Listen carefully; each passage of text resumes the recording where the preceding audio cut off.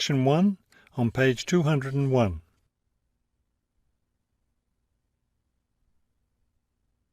Section 1. You will hear a woman and a man talking about their work at a library. First, you have some time to look at questions 1 to 5 on page 201.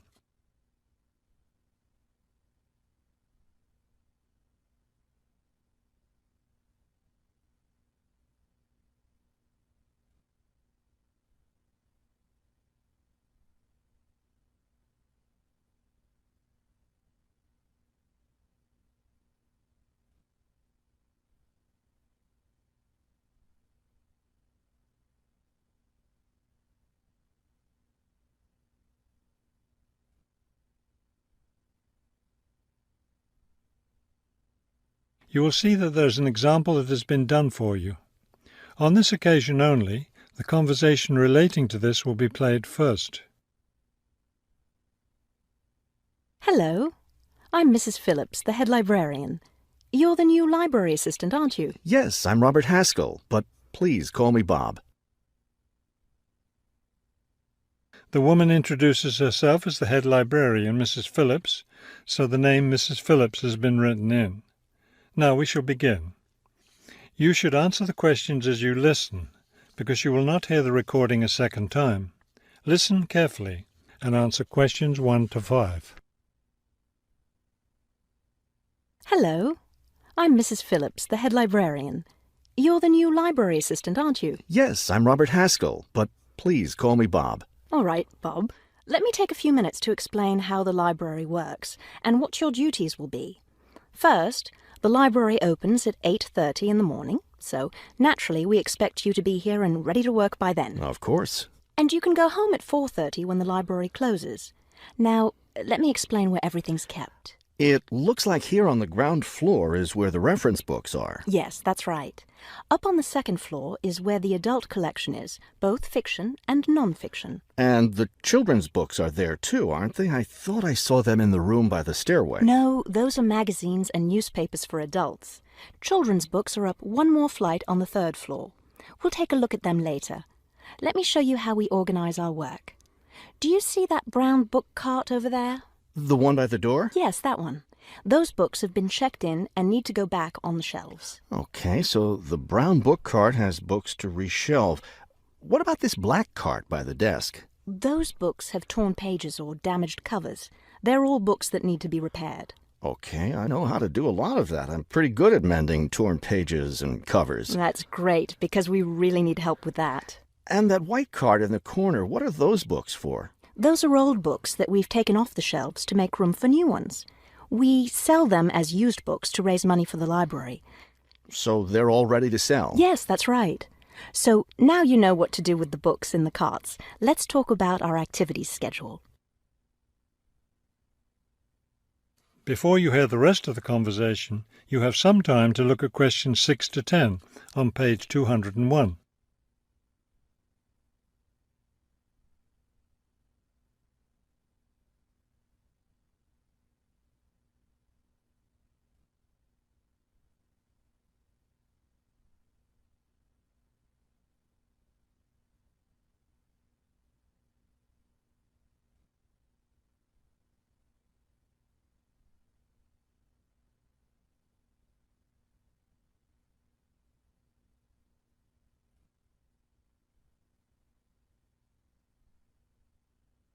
Now listen and answer questions 6 to 10. I understand this library has a number of interesting activities every week. Yes, our activities are quite popular. The most popular one is story time for the children. Do a lot of children show up for that? Yes, a good many. It takes place in the children's room on Thursday mornings at 11. Isn't there a family movie night too? Yes, but it's not at night anymore.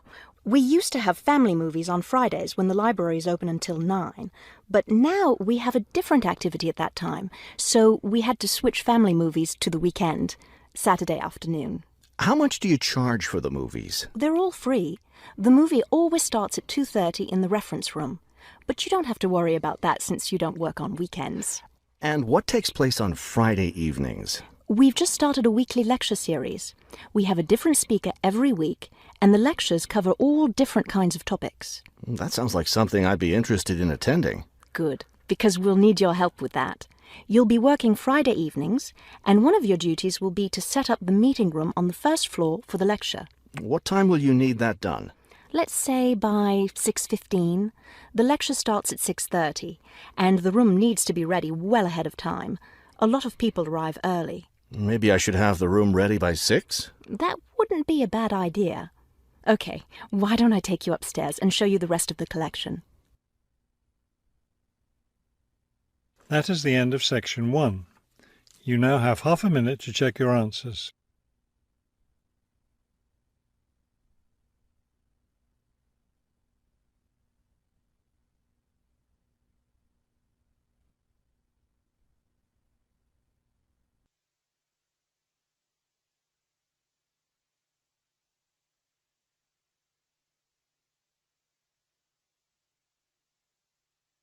Now turn to Section 2.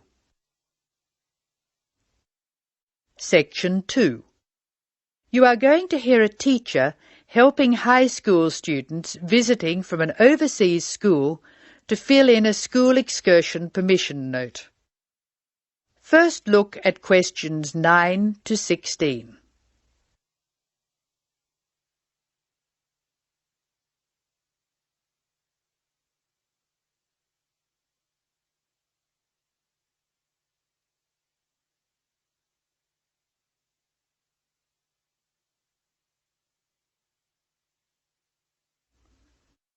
Listen while a teacher tells you how to complete the school excursion permission note. Write no more than 3 words or numbers for each answer. Good morning, students. My name is Mrs. Brown, and I'm in charge of the school excursion next week. Please take out your school excursion permission note so you can fill it in. For insurance purposes, this note must be signed by your guardian or the group leader. First of all, fill in the name of your class. Everyone here is in 3A, aren't they? So write 3A where it says class. We're going to the Blue Mountains, which is great. So this is the school excursion to the Blue Mountains. The day we leave is Monday. That's Monday, June 10. We are travelling by bus all the way, so we don't have to worry about changing trains or anything like that. The bus will leave from the front gate at 8 a.m. I know we usually use the side gate, but because of the roadworks we will be using the front gate when we leave. However, when we return, the roadwork will be complete, so we'll use the side gate. We expect to be back at 6 p.m. It's going to be a lovely day. Your teachers will give you tasks to do when we arrive. We'll provide fruit and fruit juice on the bus, but you must bring your own lunch. While we're on the excursion, we'll be moving around a lot in some fairly rough country. Be very careful to wear strong shoes. It's very important that you look after your feet very well. Now, does anyone have any questions they want to ask? Now look at questions 17 to 19.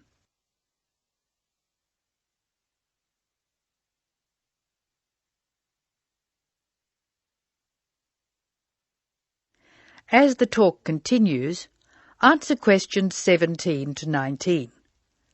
Write no more than 3 words or numbers for each answer. No questions? OK. I'd just like to fill in a few more details. The bus should arrive in the Blue Mountains at 11 a.m.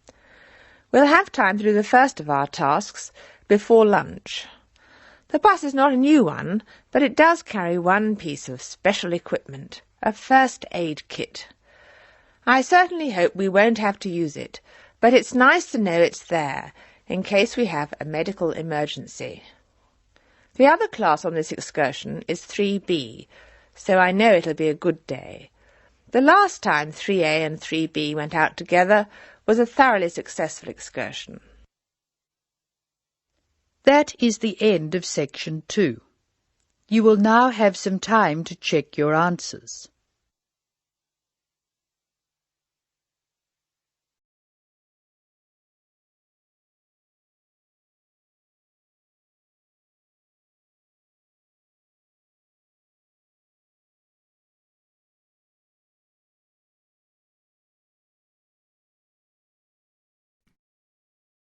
You will hear a short news item.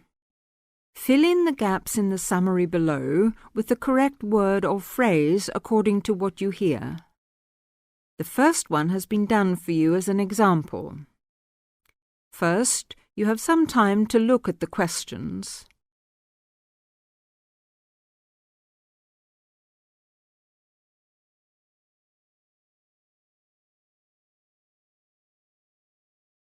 Now, listen to the news item and answer the questions.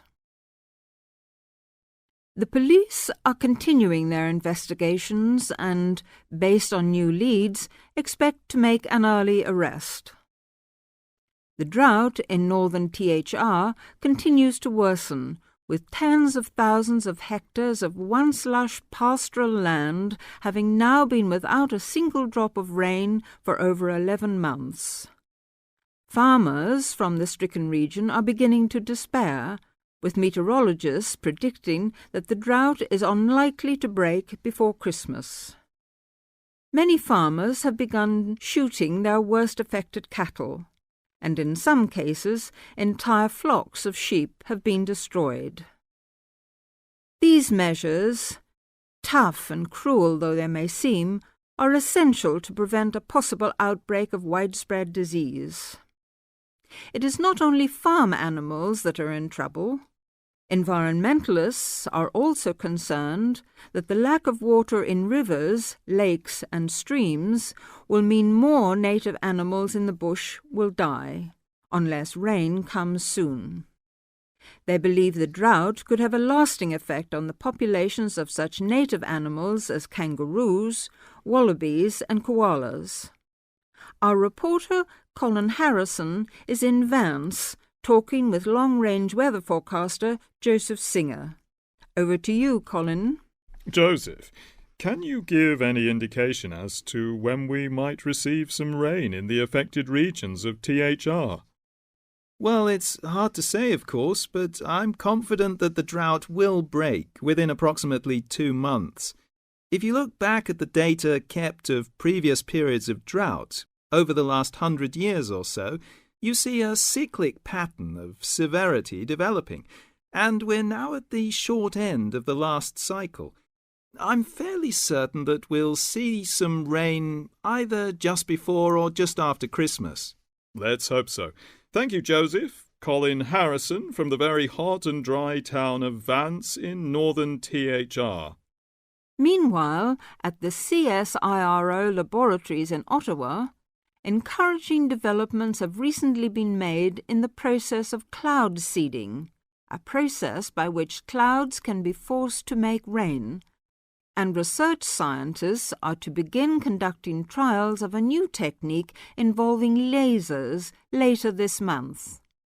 If successful, the state government will be asked to contribute up to $5 million to establish permanent cloud seeding stations in areas most likely to be affected by drought in the future.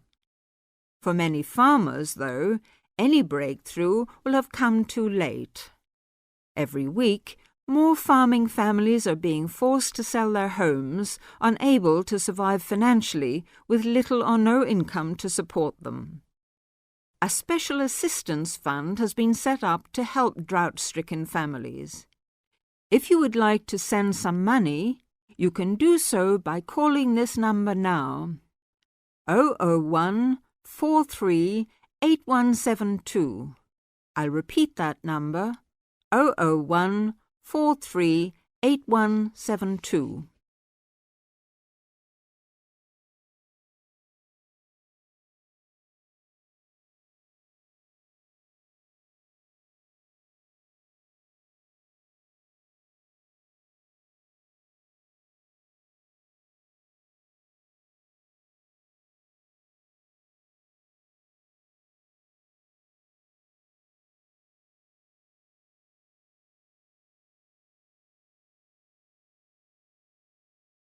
Turn to Section 4. Section 4. You will hear part of a further education marine biology lecture. First, you have some time to look at questions 31 to 40.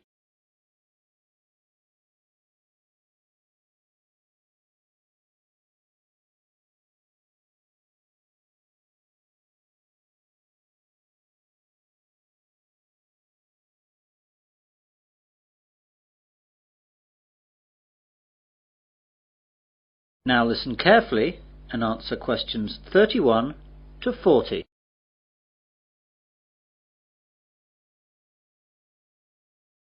Good morning, everyone, and welcome to this further education lecture on marine biology. Today, we're going to look at the coelacanth. The discovery of the coelacanth has been compared to finding a dinosaur walking around today over 85 million years after it went extinct. The story began a few days before Christmas in 1938, when the first living coelacanth was discovered off the east coast of South Africa at the mouth of the Chalumna River. The fish was caught in a shark gill net by Captain Goosen and his crew, who, recognizing the bizarre nature of their catch, alerted the local museum in the small South African town of East London. The director of the East London Museum at the time was Miss Marjorie Courtney Latimer, after whom the coelacanth was eventually named. Miss Courtney Latimer offered bounties to fishermen for unfamiliar fish. It was Miss Courtney Latimer who alerted the prominent South African ichthyologist Dr. J.L.B. Smith, who initially identified the fish, and subsequently informed the world about this amazing discovery. This first coelacanth led to the discovery of the first documented population off the remote Comoros Islands between the mainland of Africa and Madagascar. For 60 years, this was presumed to be the only coelacanth population in existence. Originally, it was a concern that the coelacanth might have a very limited range, and that overfishing along the Comoros Islands might wipe it out. However, scientists were amazed when, on July 30th, 1998, an American scientist discovered a coelacanth population in Indonesia. Dr. Mark Erdman was on a honeymoon trip to the area investigating a coral reef research site when he spotted a strange fish being wheeled into the fish market. He recognized the fish as a coelacanth and snapped a picture before it was sold. Dr. Erdman's subsequent research revealed that the people from Sulawesi had a name for it: Raja, King of the Sea. The Sulawesi coelacanth colony is about 10,000 kilometers east of where the coelacanths were previously known to occur in the western Indian Ocean. Both Sulawesi and Comoros coelacanths are quite different from all other living fish, but perhaps the most interesting feature of the coelacanth is that it has paired lobed fins, which move in a similar fashion to our arms and legs. Coelacanths also have an extra lobe on their tail and a vertebral column that is not fully developed. They are the only living animal to have a fully functional intercranial joint, a division that separates the ear and brain from the nasal organs and eye, and allows the front part of the head to be lifted when the fish is feeding. The brown Sulawesi coelacanth and the steel blue Comoros coelacanth share these unusual characteristics. The discovery of the coelacanth in 1938 is still considered to be the zoological find of the century. This living fossil comes from a lineage of fish that was thought to have been extinct since the time of the dinosaurs. Coelacanths are known from the fossil record dating back over 360 million years, and peaked in abundance about 240 million years ago. Before 1938, they were believed to have become extinct approximately 80 million years ago, after mysteriously disappearing from the fossil record. How could the coelacanth disappear for over 80 million years, and then turn up alive and well in the 20th century? The answer seems to be that fossil coelacanths appeared to live in environments with clay sedimentation with plenty of volcanic activity. Modern coelacanths, both in the Comoros and Sulawesi, inhabit caves and overhangs in vertical marine reefs at about 200 meters, environments not conducive to fossil creation. In 1991, scientists got a better understanding of the fish when the Comoros got their independence from France, and French restrictions on research were lifted. This allowed scientists to study the fish off the Comoros Islands. As the animal hides in underwater caves some 300 to 700 feet down during the day and comes out at night to feed, diving is not an option, and previously only fishermen specimens had been available for study. But this time the scientists had their own submarine, so they could study the coelacanth in its natural habitat through portholes. That is the end of section 4. You will now have half a minute to check your answers.